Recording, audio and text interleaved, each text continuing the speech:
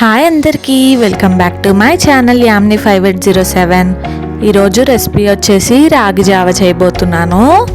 దానికోసం ముందుగా ఒక గిన్నెలోకి ఒక గ్లాస్ వాటర్ వేసుకుంటున్నాను.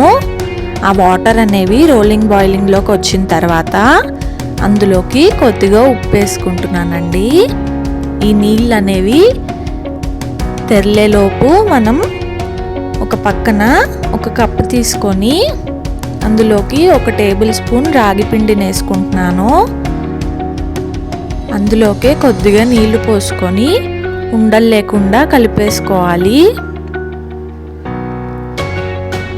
ఈ రాగి జావ అనేది చిన్న పిల్లల నుంచి పెద్దవాళ్ళ వరకు ఎవరైనా తాగొచ్చండి. చూసారు కదా, వాటర్ తెరులుతున్నాయి. మళ్ళీ ఒకసారి కలిపేసుకొని ఇందులో పోసేస్తున్నాను. ఇది పొద్దున్నుంచి సాయంత్రం లోపు ఎప్పుడైనా తాగొచ్చు. అదే కొంచెం సాయంత్రం తర్వాత తాగితే అరగడానికి టైం పడుతుంది. చూసారు కదా, ఇలా మిశ్రమాన్ని ఒకసారి ఇందులో పోసేసి కలిపేసుకుంటున్నాను. ఇప్పుడు సిమ్లో పెట్టేసుకొని ఒక్కసారి ఇట్లా ఉడకనివ్వాలండి. ఇట్లా ఒకసారి తెరిలిన తర్వాత కలుపుకొని స్టవ్ ఆపేసేయడమే. చూసారు కదా, ఈ కన్సిస్టెన్సీలో ఉంటే సరిపోతుంది. మనకు రాగి జావ అనేది చల్లారిన తర్వాత ఇంకొంచెం గట్టి పడుతుంది. ఇప్పుడు జావలోకి మజ్జిగ చేసుకుంటున్నాను. మజ్జిగ అనేది తిక్కుగా చేసుకున్నానండి. పల్చగా కావాలనుకున్న వాళ్ళు పల్చగా చేసుకోవచ్చు.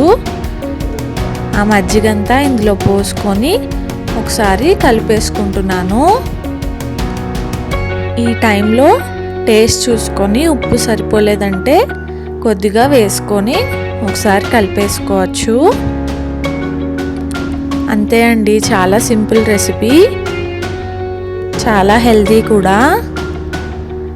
దీన్ని ఒక గ్లాస్లో సర్వ్ చేసుకుంటే మన రాగి జావ రెడీ అయిపోయినట్టే. నా ఛానల్ని ఫస్ట్ టైం చూసేవాళ్ళు సబ్స్క్రైబ్ చేసుకోండి.